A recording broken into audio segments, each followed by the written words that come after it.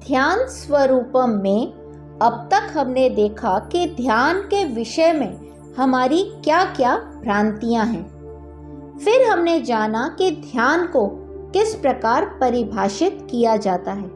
हमने यह भी जाना कि अपने सत्य स्वरूप का सहज बोध ही ध्यान कहलाता है। फिर हमने देखा कि कर्म क्या है और ध्यान किसी प्रकार का कोई कर्म क्यों नहीं है। उसके बाद हमने जाना कि उपासना किसे कहते हैं और वह ध्यान उससे किस प्रकार भिन्न है। फिर हमने जप के संबंध में जानकारी प्राप्त की और यह भी जाना कि जप ध्यान क्यों नहीं है।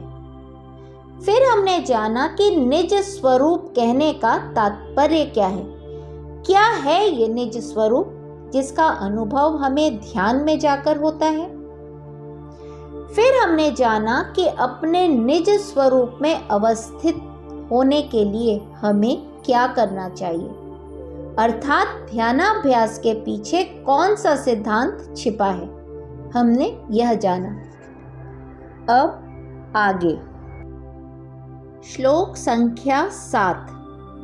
क्रियाशीलः सदा जीवः स्थातुं शक्नोति नात्मनि अकर्मतस्ततः प्रोक्ता विधिर्ध्यानस्य योगिभिः।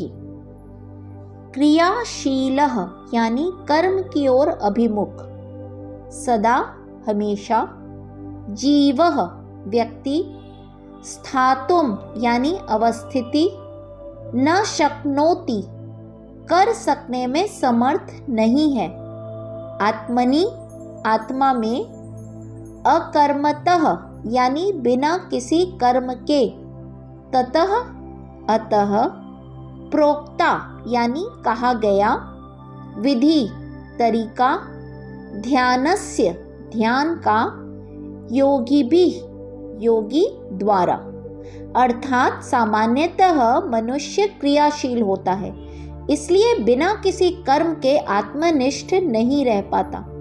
यही कारण है कि योगी जनों ने ध्यानाभ्यास का विधान किया है।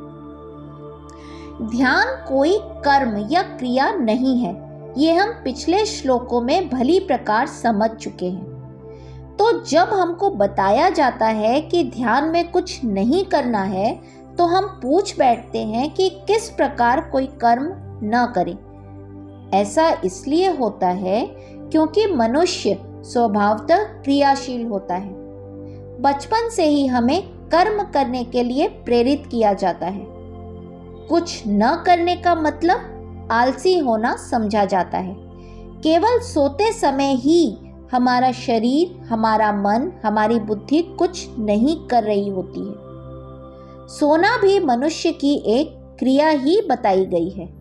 फर्क यही है कि यह किसी दूसरे प्रकार की क्रिया है जो हमारे स्फूर्ति या ताजगी के लिए अनिवार्य है, परंतु वह भी एक सीमा तक।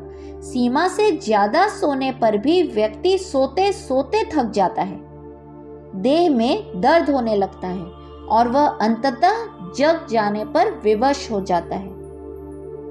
मानव मन के इस स्वभाव को हमारे ऋषियों ने समझा और परखा था और तब उन्होंने ध्यान की विधियां बताई, जो सुनने में तो क्रिया या कर्मवत प्रतीत होती हैं, किंतु परिणाम में हमें कुछ न करने की स्थिति तक पहुंचा देती हैं, जो कि आत्मा में प्रतिष्ठित होना ही है।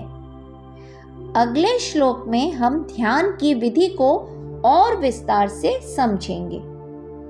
श्लोक संख्या 8। क्रिया रूपा प्रतीयेत तथापि न क्रिया विधि संयमेन युपाधीनां लुप्ता सन्ति च तत्क्रियाः। क्रिया रूपा यानी क्रिया के रूप में, प्रतीयेत प्रतीत होता है, तथापि फिर भी, न क्रिया विधि ही वह क्रिया नहीं है, संयमेन निग्रह द्वारा ही यानी वस्तुतः, उपाधिनाम यानी उपाधि का, लुप्ता संति लुप्त, समाप्त हो जाते हैं। च और तत्क्रिया, उनकी क्रियाएं, उनके क्रियाकलाप, अर्थात यद्यपि वह क्रिया रूप प्रतीत होता है किंतु वह क्रिया नहीं है, क्योंकि उपाधियों देह, मन, बुद्धि के निग्रह के कारण उनकी क्रियाएं लुप्त हो जाती हैं। मन को जगत की वस्तुओं से हटाकर अपने सत्य स्वरूप अर्थात आत्मा की ओर ले जाने का प्रयास ही ध्यानाभ्यास है। हमारे शरीर, मन, बुद्धि स्वभाव से ही बहिर्मुखी होते हैं। कठोपनिषद में बताया गया है कि ब्रह्मा जी ने इंद्रियों को बहिर्मुखी बनाया है और इसलिए वे बाहर की ही वस्तुएं देखती हैं, उसी में रस उनको मिलता है। अपनी अंतरात्मा को हमारी इंद्रियां नहीं देखती। ज्ञानेंद्रियों का कार्य संसार को जानना और अपनी प्रतिक्रिया प्रकट करना होता है। ऐसी बाह्य प्रवृत्तियों के लिए ही उनको प्रोत्साहित भी किया जाता है। तो इन इंद्रियों, देह, मन, बुद्धि आदि को कैसे बाह्य जगत से हटाएं, ये हमें कभी सिखाया ही नहीं जाता है। ध्यानाभ्यास में हमको यह सिखाया जाता है कि अपनी देह, मन, बुद्धि के बाह्य कार्यकलापों को रोककर कैसे उन्हें अंतर्मुखी बनाया जाए। ध्यानाभ्यास की क्रियाएं केवल क्रियाएं प्रतीत होती हैं, परंतु वस्तुतः उनका स्वरूप बाह्य कर्म निरोध का है। अब अगले श्लोक में हम समझेंगे कि ध्यान की यह विधि कैसे अपना काम करती है।